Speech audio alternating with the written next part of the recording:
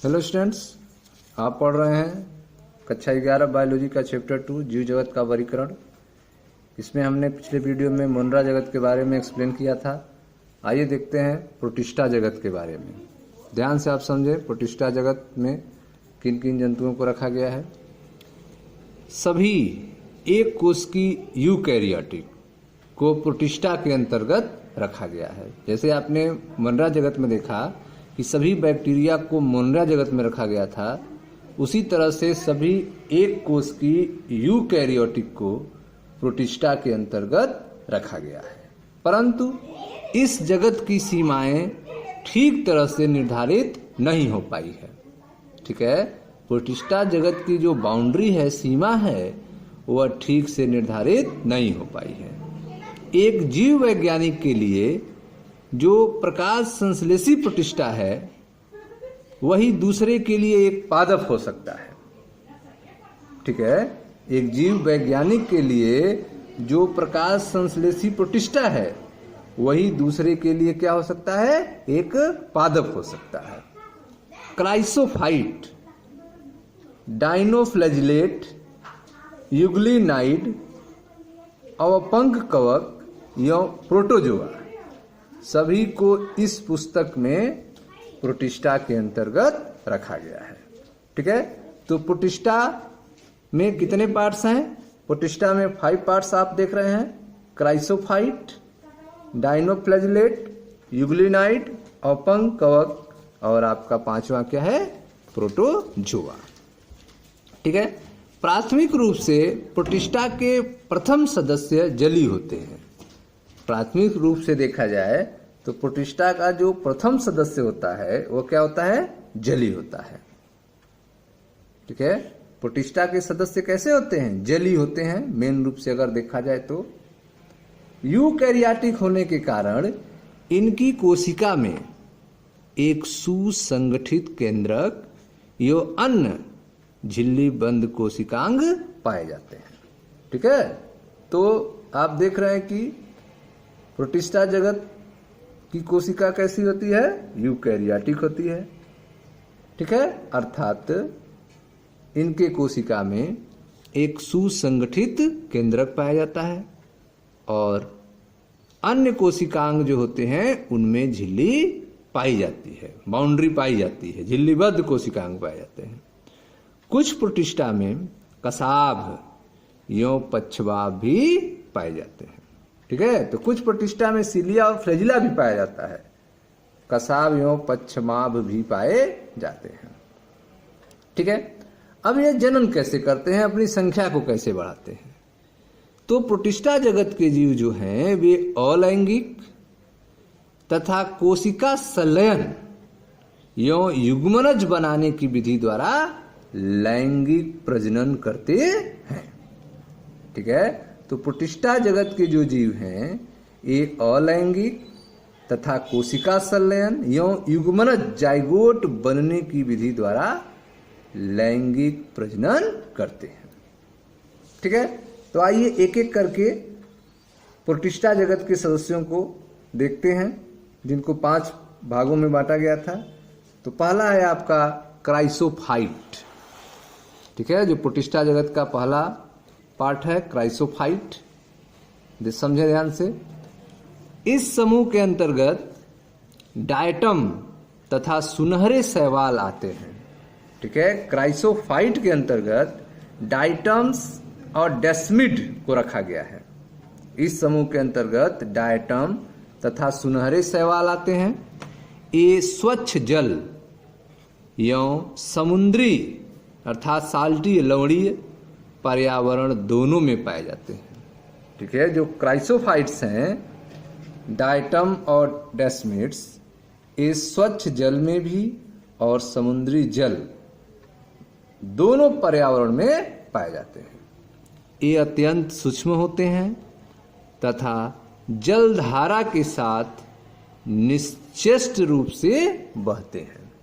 ठीक है, तो यह छोटे होते हैं, सूक्ष्म होते हैं अत्यंत, और वाटर फ्लो के साथ फ्रीली रूप से बहते हैं। ठीक है, निश्चेष्ट रूप से बहते हैं। डायटम में कोशिका भित्ति साबुनदानी की तरह इसी के अनुरूप दो अतिच्छादित कवक बनाती है।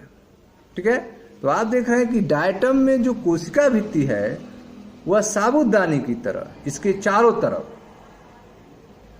ठीक है, इसी के अनुरूप दो अतिच्छादित कवच बनाती है।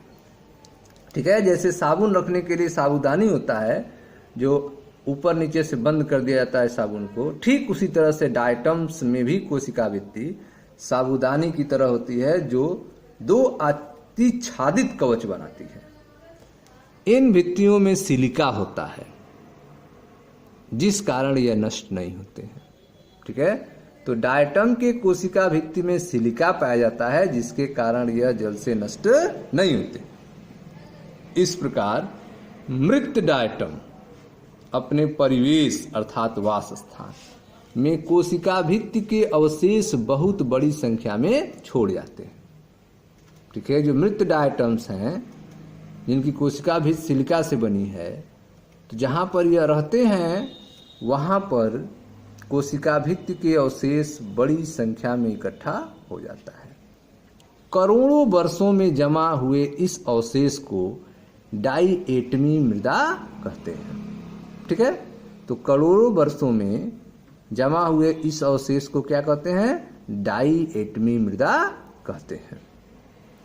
कणमय होने के कारण, पार्टिकल नेचर के कारण, कणमय होने के कारण इस मृदा का उपयोग पालिश करने में, तेलों तथा सिरप के निस्यंदन में होता है।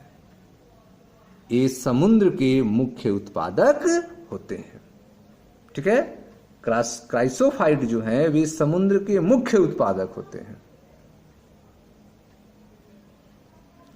अब आते हैं प्रोटिस्टा जगत के दूसरे पार्ट डायनोफ्लैजिलेट के बारे में पढ़ते हैं। डायनोफ्लैजिलेट क्या होते हैं? ये जीवधारी मुख्यतः समुद्री एवं प्रकाश संश्लेषी होते हैं। डायनोफ्लैजिलेट्स जो हैं ये मुख्यतः समुद्री होते हैं और प्रकाश संश्लेषी होते हैं। इनमें उपस्थित प्रमुख वर्णकों के आधार पर ये पीले, हरे, भूरे, नीले अथवा लाल दिखते हैं। ठीक है, तो डायनोफ्लैजिलेट मुख्यतः समुद्री एवं प्रकाश संश्लेषी होते हैं। इनमें उपस्थित प्रमुख वर्णकों के आधार पर ये पीले, हरे, भूरे, नीले अथवा लाल दिखते हैं। इनकी कोशिका भित्ति की बाह्य सतह पर सेलुलोज की कड़ी पट्टिकाएं होती हैं। इनकी कोशिका भित्ति के बाह्य सतह पर सेलुलोज की कड़ी पट्टिकाएं होती हैं। अधिकतर डायनोफ्लैजिलेट में दो कसाब होते हैं।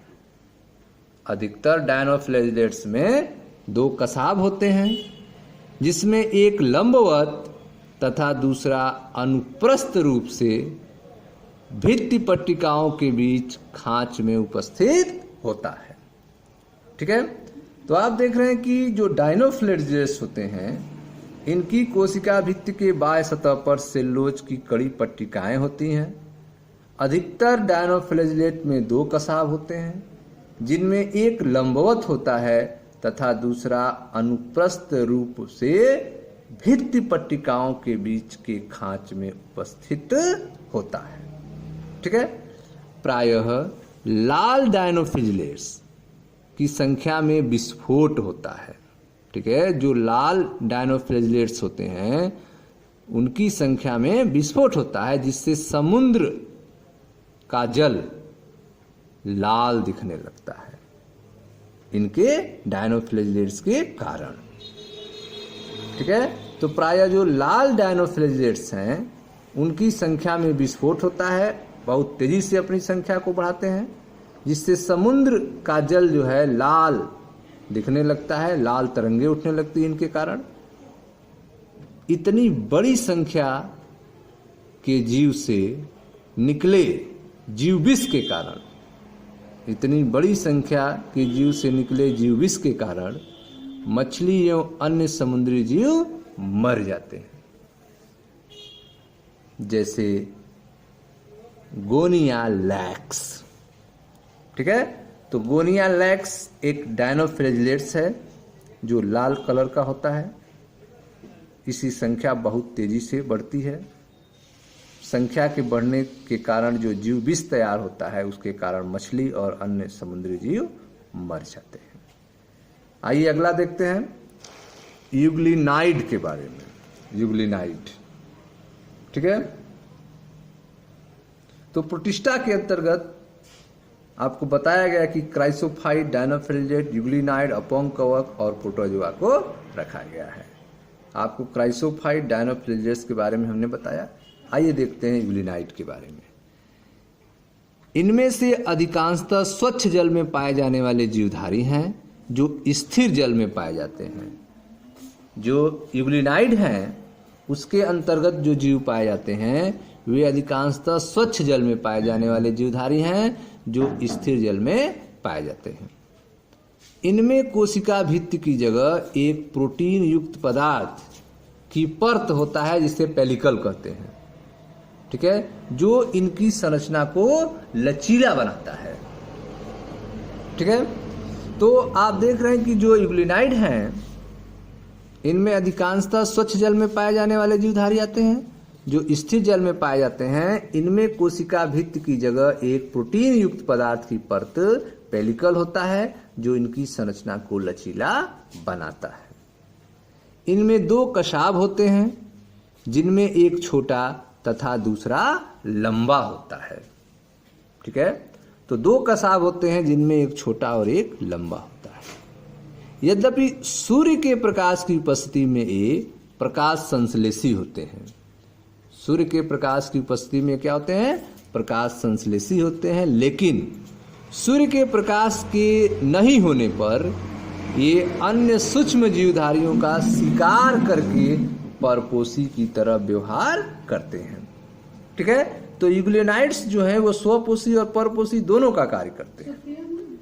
आश्चर्यजनक रूप से यूग्लिनाइड में पाए जाने वाले वर्णक उच्च पादपों में उपस्थित वर्णकों के समान होते हैं, जैसे यूग्लिना, ठीक है। ये आपके यूग्लिना का फिगर है। यूग्लिना, इसमें हरे वर्णक पाए जाते हैं जिसके कारण प्रकाश की उपस्थिति में यह स्वयं भोजन बनाता है, और अगर प्रकाश न हो तो यह परपोषी की तरह जीवों का शिकार करता है और भोजन करता है, ठीक है। अब आते हैं अगले पर औपंग कवक के बारे में देखते हैं। औपंग कवक। औपंग कवक मृतपोषी प्रोटिस्टा हैं, ठीक है। औपंग कवक जो होते हैं वे क्या हैं? मृतपोषी प्रोटिस्टा हैं।